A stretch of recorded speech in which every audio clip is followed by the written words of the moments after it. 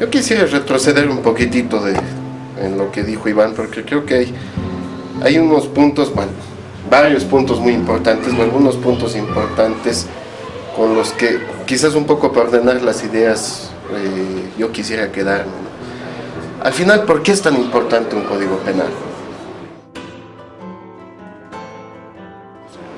No solamente para Bolivia o para este momento histórico, ¿por qué es tan importante un código penal? Decía Iván, el derecho penal como tal surge con el modernismo, después de la Revolución Francesa, sí. El derecho punitivo, el Estado que tiene que perseguir lo que considera que es un delito, que daña a la sociedad de alguna manera o de otra, es tan antiguo como la misma existencia del Estado. Pero sin reglas. Claro, claro, con las reglas que decía el jefe, ¿no? O si te fijas, el Antiguo Testamento en la Biblia, por ejemplo, es un código penal. Tiene sus 10 mandamientos, tiene sanciones, lapidación por adulterio para las mujeres, o, ¿no? Una serie de reglas que además se confunden con la teología, con las creencias, ¿no? Y es algo que está muy arraigado en la condición humana, muy, muy, muy arraigado. Y por eso es que es tan delicado. Cuando uno habla de una ley financiera, cuando uno habla de si conviene o no conviene traer inversiones privadas, o cuando uno habla de, no sé, son cosas muy esotéricas, muy ajenas al ciudadano. Pero cuando al ciudadano le hablas de su libertad y de su patrimonio, le estás tocando directamente.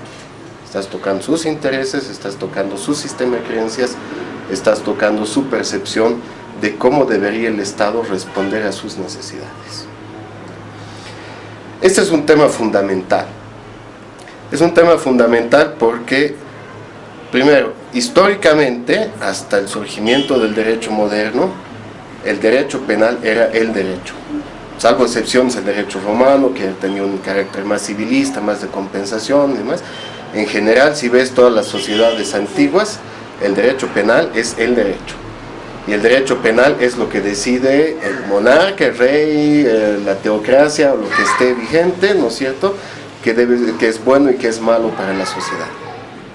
Eso, por supuesto, incluye la protección del propio monarca, incluye la protección de los sistemas de poder, incluye varios aspectos que también son un tema de política social mucho más amplio. Entonces, cuando le dices a la gente, sin previo debate, sin haber realmente puesto los temas en mesa, tocando algunos sistemas de creencias muy arraigados, como con el tema del aborto, no hay duda de que ese es un tema imposible de resolver, porque la mitad de la gente cree que está bien y la otra mitad de la gente cree que está mal, ¿no? Y no lo pones en mesa y no lo debates, generas esta reacción muy fuerte que ha tenido sobre todo la clase media. Hace un tema de los médicos que han liderado, que han tenido el aguante de 45 días de movilización y demás, pero ha sido un tema sobre todo de clase media. Porque a la clase más pobre le da igual, sabe que igual están jodidos. Pase lo que pase, este es un sistema de poder, y en un sistema de poder el que nada tiene, nada teme, ¿no? Es el dicho, pero por el otro lado el que nada tiene no tiene cómo defenderse, está con detención preventiva 8, 9, 10 años en la cárcel, en condiciones de absoluto hacinamiento, malsanas, etcétera, etcétera. Y la mentalidad de la gente más pobre en Bolivia con esto era: a mí me da igual, esto no va a cambiar absolutamente nada.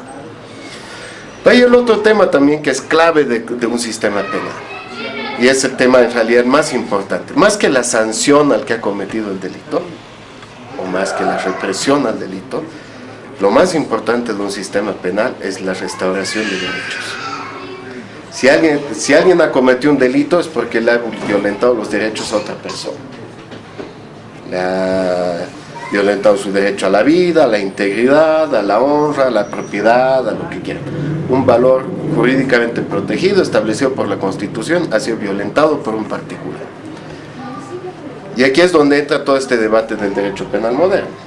Hasta antes del derecho penal moderno se pensaba que con ejecutarlo, encerrarlo, ponerlo al cepo, o sancionarlo con todos sus bienes al que había delinquido, el asunto se había resuelto. Digamos, se estaba escarmentando a los demás, nadie más iba a animar a cometer delitos porque habían visto lo que le había pasado al otro, y eso no funciona, ¿no es cierto? Clara prueba de eso, en Estados Unidos siguen manteniendo la pena de muerte y los asesinatos y los crímenes violentos siguen en aumento, no soluciona nada, ¿no? Por el otro lado, a la víctima, al que le han quitado su propiedad, al que le han violentado su persona, su físico, o qué sé yo, se le restaura el derecho, se le busca restaurar el derecho, con eso puede continuar su vida más o menos, porque obviamente cuando uno ha sido víctima no siempre las cosas nunca más van a ser iguales, pero más o menos se puede reencaminar. Y aquí es donde viene el gran problema y el gran debate, y la razón por la cual yo personalmente creo que comparto que Iván comparte conmigo. El gran problema aquí sí es político, porque no se han debatido los temas, no se han puesto en mesa. Y es que hay una postura, yo diría en Bolivia mayoritaria además, lastimosamente porque es la postura contraria a la mía, pero mayoritariamente hay una cultura de la sanción, del castigo, de la retribución a la persona que ha cometido el delito muy fuerte, muy duro. Hemos llegado a un nivel de populismo penal, con el gobierno del MAS, como un sistema de reproducción de su poder, ¿no? Se busca dar la sanción más fuerte, aunque sea injusta, a la persona que se ve como alguien que daña a la sociedad para poder fortalecerse como está. Y ahí vale linchamiento, vale detención preventiva, vale cualquier tipo de sanción, menos una judicial.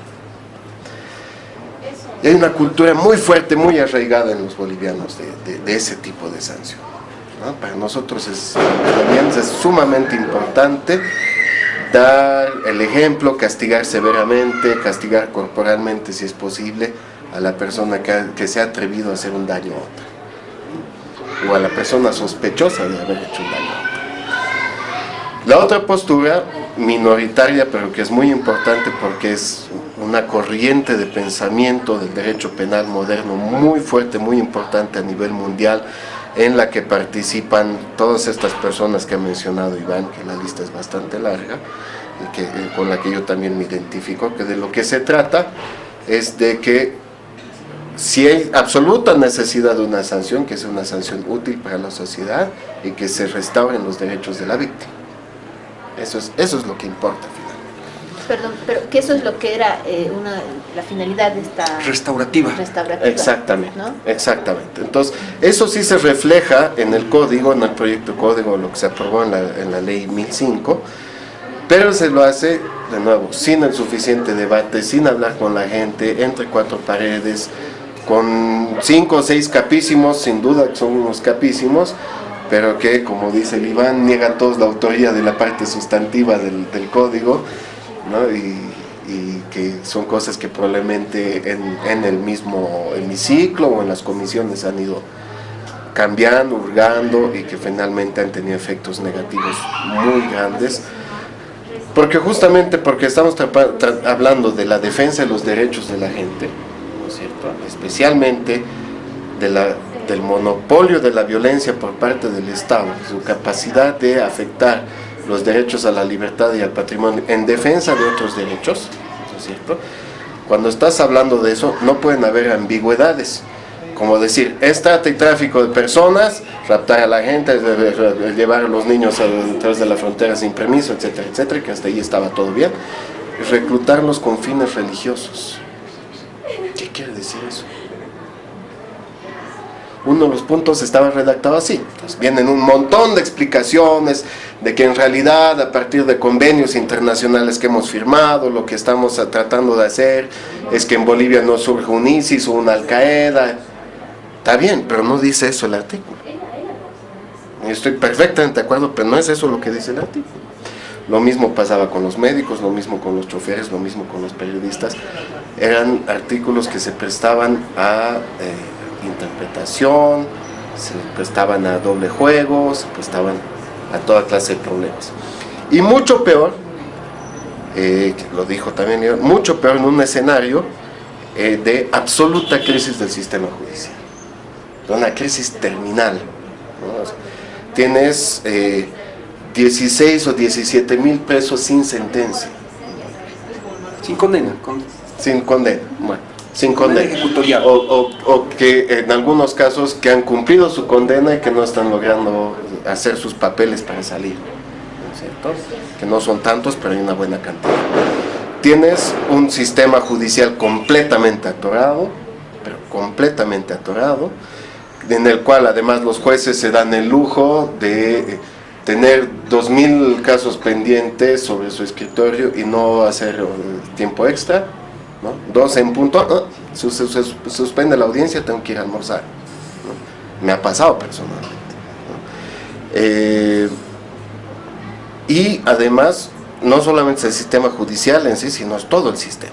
Tienes una policía que es pues, como es nuestra policía, mal equipada, mal preparada, incompetente, corrupta, con miles de problemas, hasta colonial, ¿no? Con una fuerte separación entre oficiales y clases, ¿no? Tienes un ministerio público totalmente politizado, cuando se supone que un ministerio público debería tener cierta independencia del poder ejecutivo. Entonces, en todo ese escenario, poner en esas manos un artículo como ese que decía trata y tráfico de personas, reclutamiento para fines religiosos, yo si fuera sacerdote me moriría de miedo. Pues cualquier rato me meten a la cárcel por bautizar a un niño. Entonces, era un tema realmente demasiado peligroso. Solamente para terminar de redondear un poquito las ideas, este no es un tema exclusivamente boliviano. O sea, los niveles de crisis y de crack del sistema a los que hemos llegado, sí, probablemente no tengamos parangón muy cercano, tal vez algunos casos extremos, ¿no? Venezuela, Somalia, no sé. Pero sí hay un tema que yo no he visto en el mundo. Claro, el mundo es un lugar muy grande y es muy difícil decir no en ninguna otra parte, pero yo no he visto una tendencia a codificar. ¿Qué es codificar? Es juntar un conjunto de leyes y de normas y ponerlas en un solo cuerpo. Eso es un código finalmente, que no haya ley por aquí, ley por allá, ley por acullá.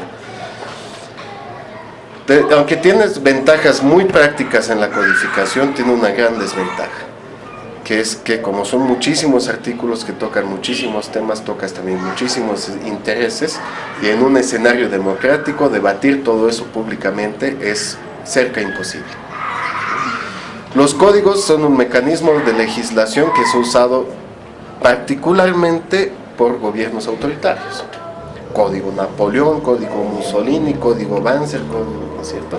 En los que no hay ninguna discusión, se contrata 10 capísimos, escriban un código y eso es, ¿no es cierto?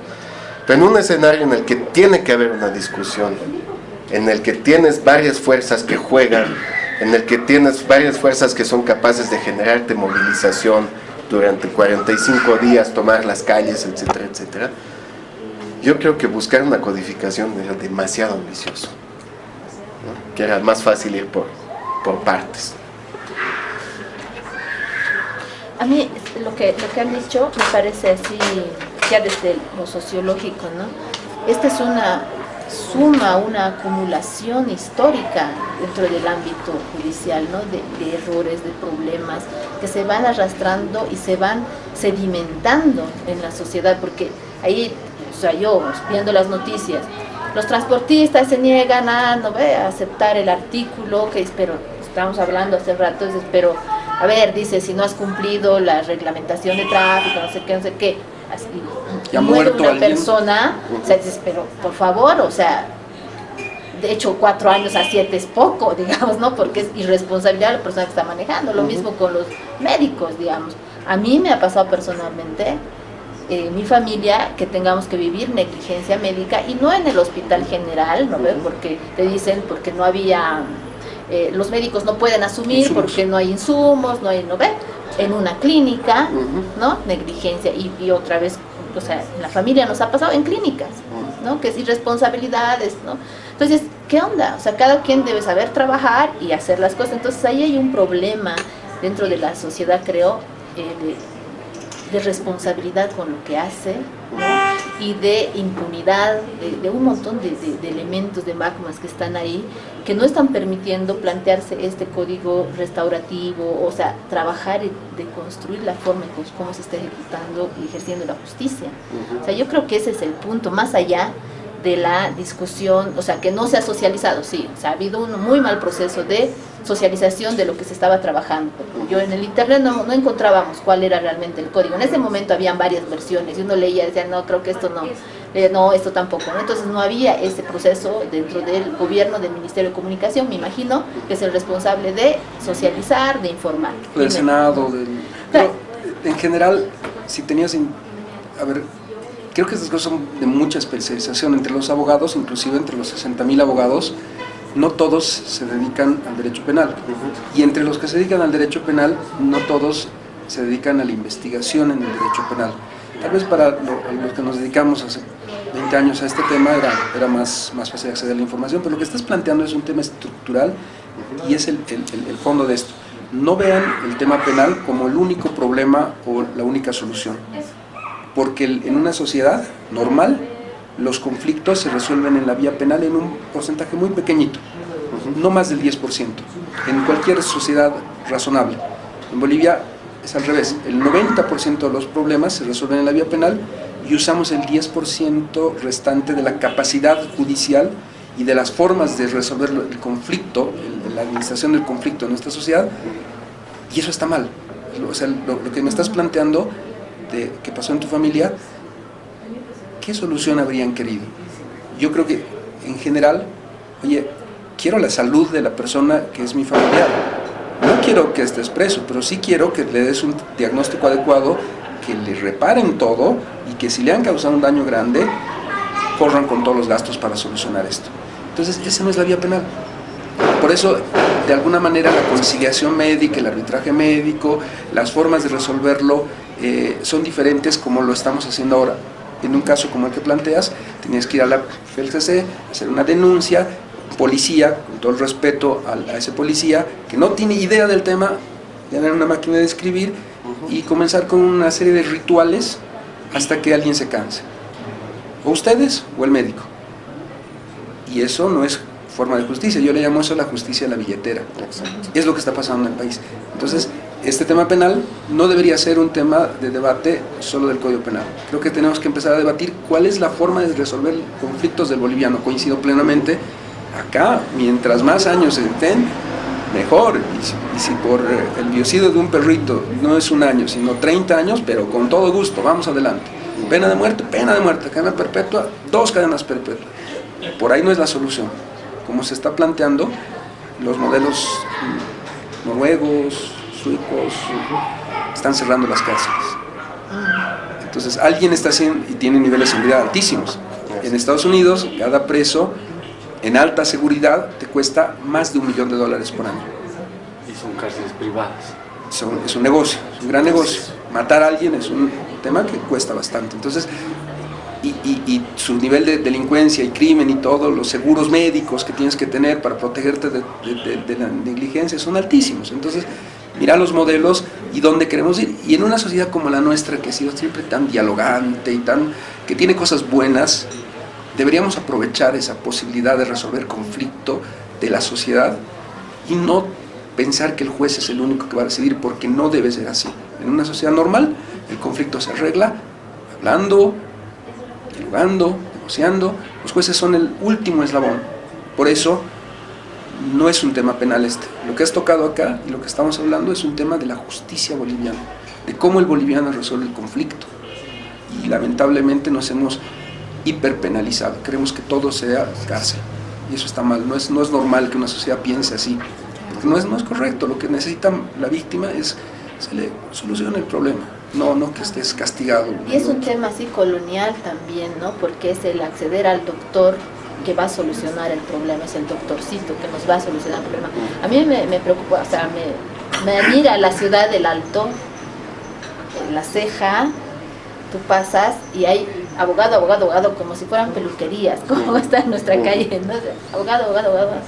Y dices, wow, ¿no? En todo el país es así, es una esta sociedad litigante, ¿no? Que además el doctor es el que te va a arreglar el problema, ¿no? Y lo que tú dices es, no, veamos cómo solucionamos estos conflictos, los conflictos que de forma dialogada, en otras instancias, y he visto algún tipo de publicidades, me imagino que venían de esto, porque fueron aprobando artículos, ¿no es cierto?, que decían el hecho de arreglar, ¿cómo se llama? Conciliar, ¿no? En otros espacios, ¿no? De otras formas, antes de llegar al abogado y demás, ¿no? Al juez. Pues creo que por ahí debería ir, pero ese es un proceso pues bien estructural de la sociedad boliviana. Pero que lo tenemos arraigado.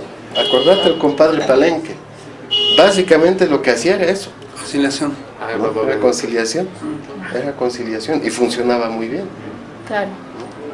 Cuando tienes ixiomas, poca lluvias, tardas un día en llegar al juzgado más cercano y tal vez no llegas, ¿cómo arreglan sus problemas ahí? Pues arreglan bastante bien. O sea, mientras más lejos está el Estado y mientras menos interviene, la sociedad se vuelve más pacífica y arregla sus problemas de mejor manera. Porque este es un tema gradual. Cuando un padre tiene un problema con el uso de su hijo, ha debido ganar Strong. Sí. Es una fiesta. Al principio puede ser un tema de, oye, tratalo bien a mi hijo. Luego viene el tema de mayor agresión y va escalando el conflicto hasta que terminas con lesiones o con homicidios. Y si en una sociedad hay armas de fuego libres, como en Venezuela o Estados Unidos, terminas con muertos.